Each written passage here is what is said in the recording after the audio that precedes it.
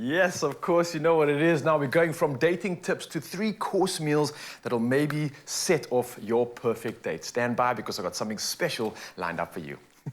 There is a classic mayonnaise that brings out the traditional French in 3 levels of tanginess. The mild classic, the medium classic, the strong classic. Tangy the way you love it. Made with love by Clover. So I want you to get the irresistible flavor of samosas without the frying. What? We can do that? Yes, we can. This morning we shall.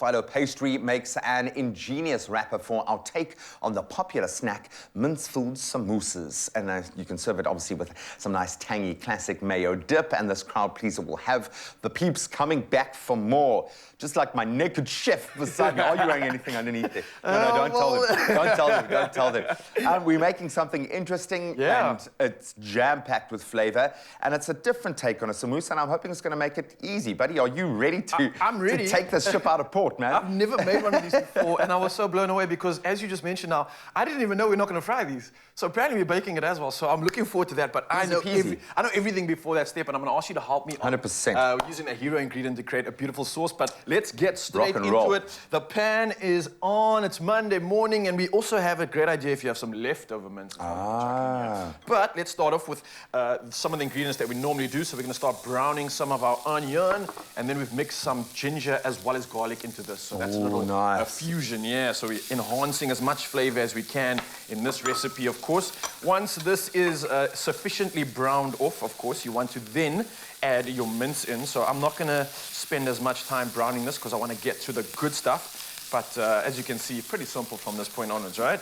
And I like that. I know we're obviously going to add some nice, healthy spice and a bit of heat, but just by having the ginger and the garlic, just that additional flavor punch will add a bit of spice there. So if you're not one for lots of heat and lots of chili, always think about that. There are other ways that you can build up that flavor profile without just going bam with the chili heat. You can build it up from the ground up, and often that will start with ginger. Just give it a little bit of heat in that way. But I'm all for as much spice as possible, and I like the fact that we've got a full spectrum going into it. Yeah, you know, the only downfall to this is that you can't smell on the camera. And just this alone, I mean, it smells so good right here. It's got the essence of exactly what you think is going to be a hearty, warm meal that's going to fill you up. All right, so the mince is going in right now. I'm not going to pop all in there because we don't need to, just to make it a little bit quicker. But of course, you can put yours to whatever quantity is necessary to get the amount that you need to serve yourself, your family, or your special one on that date. All right, so once we're done with that, I'm going to obviously just give it a little bit of an extra seasoning with some salt and pepper. But what really brings us together is exactly what I've got here, and that's my spice selection. So we've got some cumin, which is going to go into that. We've got some paprika over here. We've got some chili powder as well. And then cinnamon on top of that, Nice. So a nice sort of a balance. Flavor, it's not just about the strength and the spice, but it's also about getting that flavor together with the balance of it all. So pretty much after that, you want to get it nice and amalgamated into the dish and into the pan. And then you don't want to add your peas too soon, because otherwise they just go a little bit mushy, right? So you want to pop it. Yeah, exactly that. Pop it in at the end. I know you're not a massive fan of coriander, so I'm not going to put too much in here. I'm not too, but it really does just bring out the meal. Which of the 10 eating challenges gave it away, dude? I don't know. I will never forget that day when you and I had a coriander eat-off, man. That was brilliant stuff. Oh, that was just too much. But it's great in this recipe. I mean, obviously, for so many people, coriander is such a beautiful flavor, and you'll definitely see that coming through in this meal, especially. It does add that herbaceousness, that freshness. Yeah, how's that for and sometimes you do need that to balance out a meal that's been kind of slow cooked or heavily cooked. You do want something that's a bit fresher in there. You know, you need the herbs. Okay, so what's going into my dip here? All right, gee, before you get to that, I know you're getting excited. I know you want to use the hero ingredient, but just let me tell you one more step before. So, before we get to that, right, we've got to actually get the samosa going. I've never done this before. I was advised by our esteemed, what do you call them, kitchen fairies? Yeah. That might or might not exist. I don't know. Who knows? It might just be Tapiso working hard behind the scenes.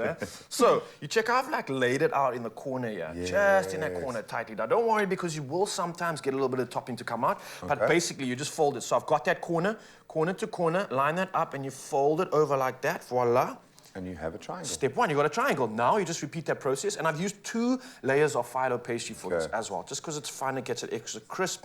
And check at this, you just keep folding along, Folding along. Look at that. Voila. Done. Absolutely Just beautiful. brush that with a little bit of melted butter, and voila. You pop that in the pan, 15 to 20 minutes on bake, and then we head over to your step. And that's Don't like forget- the easiest thing, man. Yeah, don't forget to pop some sesame on there. But Beautiful. then we're heading over to your side. Now we're talking. And I mean, to counterbalance the beautiful crispness, you want something that's got obviously the texture, but the creaminess and bang loads of flavor. So what's going into our sauce here? Yeah, I'm you got some assuming lemon the juice lemon over there. Oh, lovely. Nice. Little citrus balance as well from all the spices. Some sweet chili coming in there as well. And then you've got some mint, just to keep it fresh, you know? Yeah, herbaceous. Fresh. Absolutely love that. Again, it is fresh. It's going to pop with flavor. There's a bit of zing, but it's all about that balance. And of course, for me, texture. Oh, That's yes. where the Clover Classic Mayonnaise is the winner. It's got a range of tangy mayonnaises, obviously, that'll come in 3 different levels of tanginess. So something there for everyone. You've got mild, you've got medium, and you've got strong. Then you can use any of it to suit your taste preference. You know what you like. And it is so versatile to use. I mean, we use it in so many different recipes, enhancing flavors, bringing out tasty, mouth-watering food every time. But you can have it just on its own as a dip, sans anything else. But for this recipe, where we really have leveled it up, we are using Classic Mayo #1, which is a mild tagginess. And that'll give you a dish that is delicious, mild, and creamy in taste. Absolutely beautiful. I think, we used the #2. Just step it up, because when Raul's in the kitchen not wearing anything underneath his apron, it does get a little bit zingy and a little bit tangy. So I think you raised the level without even looking. Absolutely beautiful. And I'm going to taste the flavor. What do you think? Oh, it's absolutely magic. Well, there it is. Simple, quick, easy, full of flavor, full of nutrients, and maybe a little bit of a kitchen hack for making a samosa. You can go and check out how we made it right now.